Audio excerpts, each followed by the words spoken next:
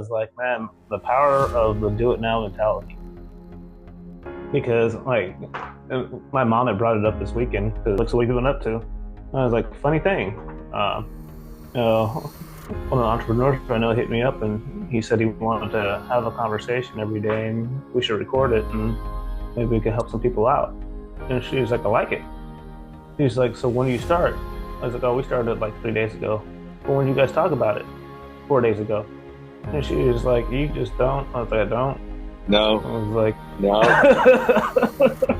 No. Listen, that it's funny. Yeah, that is true. That is funny but the power of now, the power of when ideas spark into your minds, you have to act upon them because they become stagnant. They just become an idea.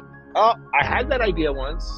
You know, if you don't put it into momentum, if you don't start creating, making it real, you won't know if it's fucking good or not. You know what I mean? right. So now, two guys talking at 5 a.m. Yeah, it's not easy.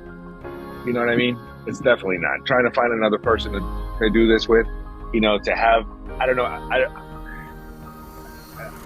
don't want to, well, yeah, to quote Hal, The Miracle Morning, what was his last name? Hal Edrod? Hal, shit. I apologize if I butchered your name, brother, but I loved your book. You know, that miracle morning, this whole aspect of waking up at 5 a.m. I remember when I started doing this by myself, when I read that book once, the first time, not once, when I read that book the first time, I remember I would wake up at 5 a.m. and I'd go downstairs. I lived I'd go downstairs to the living room in my old house and I'd sit down and I'd do everything, right? I'd journal, I'd vision, I'd meditate, I'd journal, I'd exercise. I did that whole miracle morning routine. And I remember specifically during the meditation, I used to love the meditation parts because I would fall asleep. Mm-hmm. I'd be I'd be sitting down like this, you know, and then I was just out. My wife's like, great meditation. And I'm like, yep, it works. Yeah, she called you out too. That's hilarious. Of course. That's awesome. Yeah, it's of course I always look it up. It's Hal Elrod. Elrod. Yes, thank you. Yeah, that's a good book. That's a really good book. It's for somebody who's starting to, that was a great book to kind of kickstart it, you know? But here's the thing that most people don't understand. Do something. You don't have to be perfect at it. Just do something. You know what I mean? Just a matter of waking up, getting out of bed. Just get up, get out of fucking bed, wash your face, and then see what's up. You know what I mean? If you're still tired, go back to fucking bed. But I kind of, I'm willing to bet. Hold on. I'm willing to bet. That's where I was going. I'm willing to bet you're not going to bed. You see what I'm saying? You're already up. I challenge anybody. I promise you. Get up, wash your face, drink a fucking bottle of water. Don't drink any coffee yet. Drink a bottle of water. As soon as you wake up, drink a bottle of water.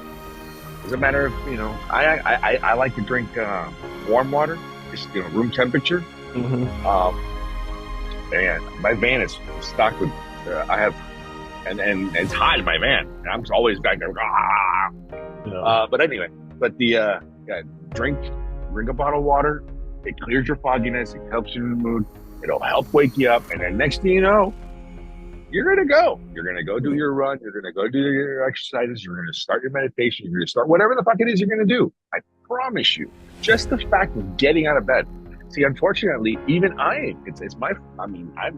guilty as fuck also. You know, I have my phone on next to my nightstand. And the only reason I do that is because, you know what? I have no reason. Fuck.